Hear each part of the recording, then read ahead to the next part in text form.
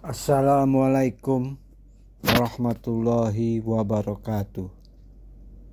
Selamat datang di channel kami yang selalu menyajikan informasi-informasi menarik seputar Islam.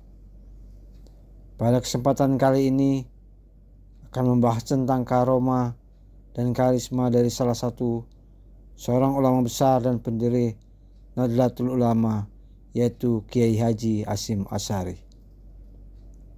Pada tahun 1871, Kiai Haji Hasyim Asy'ari lahir di Desa Gedang, Jombang, Jawa Timur. Beliau berasal dari keluarga yang terkenal dari ulama. Beliau belajar agama Islam dari ayahnya dan kemudian belajar di banyak pesantren terkenal di Jawa Timur. Beliau membantu mendirikan organisasi Islam terbesar di dunia, Nahdlatul Ulama, pada tahun 1926. Tujuan NU adalah untuk memerangi modernisasi Islam yang dianggap bertentangan dengan budaya dan kepercayaan Jawa. NU berkembang menjadi kekuatan besar dalam masyarakat Indonesia, terutama di pesantren, tempat pendidikan Islam tradisional. Kiai Haji Hasyim Asy'ari tetap menjadi ulama dan tokoh spiritual yang dihormati setelah Indonesia merdeka pada tahun 1945. Kiai Hasyim meninggal pada tanggal 25 Juli 1947 Masehi atau 7 Ramadan 1366 Hijriah. Pada hari itu dia menerima kedatangan utusan dari Panglima Besar Jenderal Sudirman dan Bung Tomo yang bertujuan untuk menginformasikan keadaan negara setelah agresi militer pertama terjadi pada 21 Juli 1947. Tidak mengherankan Kiai Haji Hasyim Asy'ari memiliki banyak karomah karena dia adalah tokoh dan ulama terkenal, dan dia sangat saleh dan dekat dengan Allah Subhanahu wa Ta'ala. Karomah adalah peristiwa luar biasa yang terjadi pada orang-orang yang beriman dan bertakwa atas izin Allah Subhanahu wa Ta'ala. Karomah adalah hasil dari iman dan ketakwaan, bukan tujuan utama dari beribadah. Karomah juga tidak boleh ditunjukkan atau dibanggakan. Sebaliknya, itu harus dihargai dan menjadi inspirasi untuk semakin mendekatkan diri kepada Allah Subhanahu wa Ta'ala. Ada beberapa karomah Kiai Haji Hasyim Asy'ari yang pernah disaksikan oleh para kiai dan santri. Berikut adalah 4 di antaranya.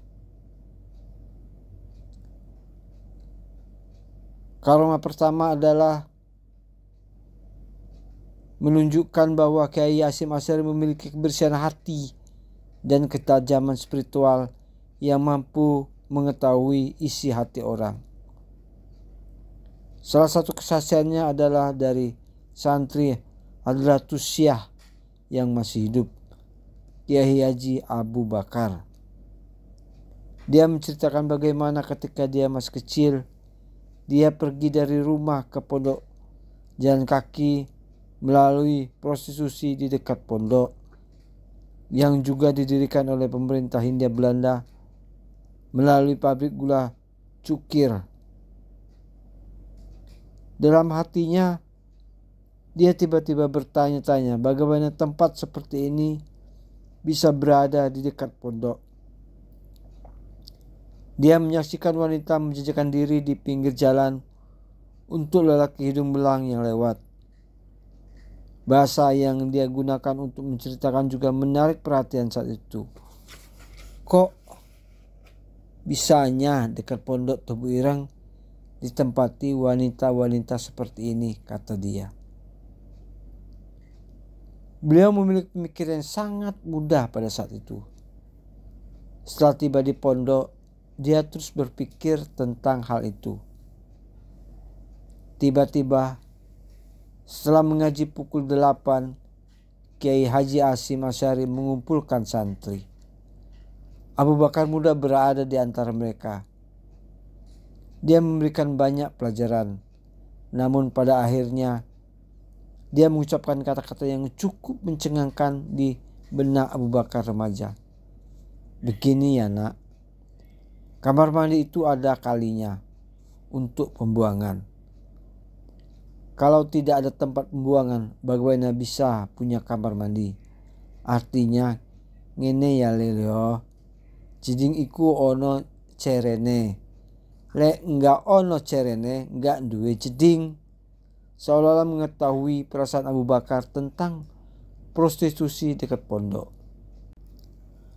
Karomah kedua adalah membaca Al-Quran tanpa menyaksikan mazhab. Karomah ini menunjukkan hafalan Al-Quran Kiai Haji Hasyim Asy'ari yang kuat dan sempurna. Bahkan dalam kegelapan, dia dapat membaca Al-Quran dengan lancar dan benar. Salah satu kesaksiannya adalah Kiai Haji Mahrus Ali, seorang kiai terkemuka yang juga merupakan cucu Kiai Haji Hasyim Asy'ari.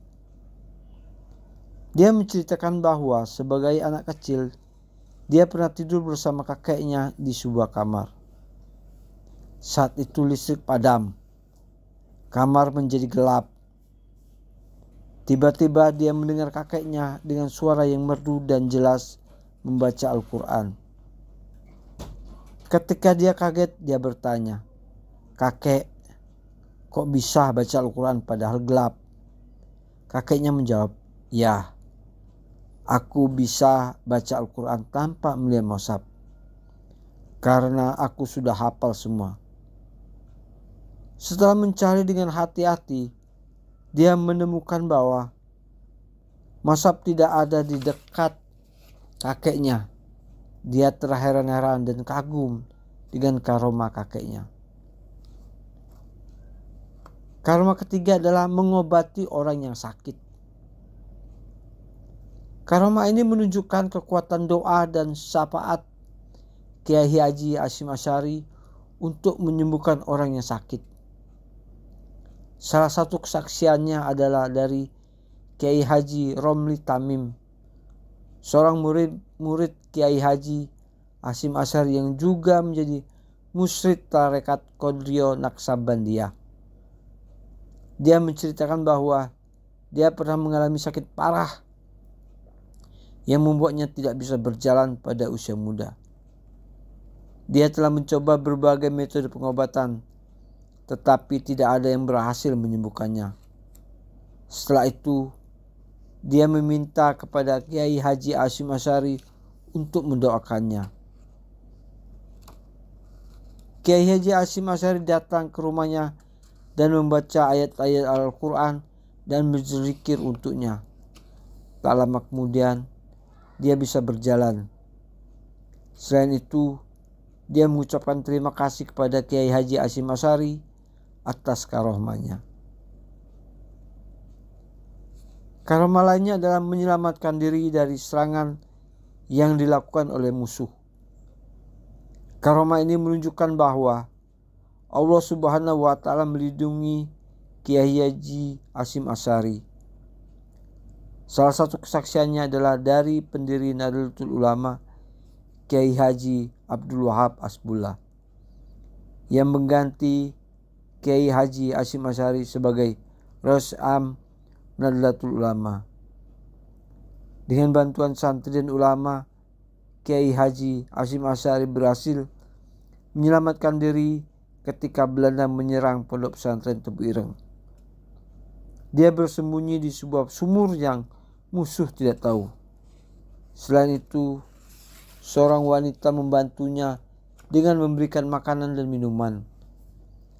Dia tetap berada di sumur selama beberapa hari sampai keadaan aman. Kiai Haji Hasyim Asy'ari tidak pernah menyerah atau mengeluh ketika Jepang menangkap dan menyiksanya. Dia terus bersabar dan berdoa kepada Allah Subhanahu wa Ta'ala dan para ulama dan santri yang menentang perlakuan Jepang mendukungnya. Karena banyaknya tekanan dari masyarakat, akhirnya dia dibebaskan setelah 4 bulan. Selain itu, pemerintah Jepang meminta maaf kepada beliau. Kiai Haji Hashim Asy'ari selamat dengan keajaiban. Ketika Jepang mencoba meledakkan rumahnya, beliau mendapat firasat bahwa ada ancaman. Rumahnya segera meledak dan dia berlindung di balik pohon. Namun dia tidak mengalami luka apapun. Karomah lainnya adalah tidak terpengaruh oleh air hujan. Kiai Haji Adlan Ali adalah seorang ulama tasawuf dan tarekat yang sangat dihormati oleh Kiai Haji Hashim Asy'ari. Dia juga memiliki banyak karomah. Salah satunya tidak terpengaruh oleh air hujan. Ketika hujan turun, dia tetap kering. Salah satu teman Kiai Haji Adlan Ali, Kiai Haji Romli Tamim, pernah menyaksikan karomah ini.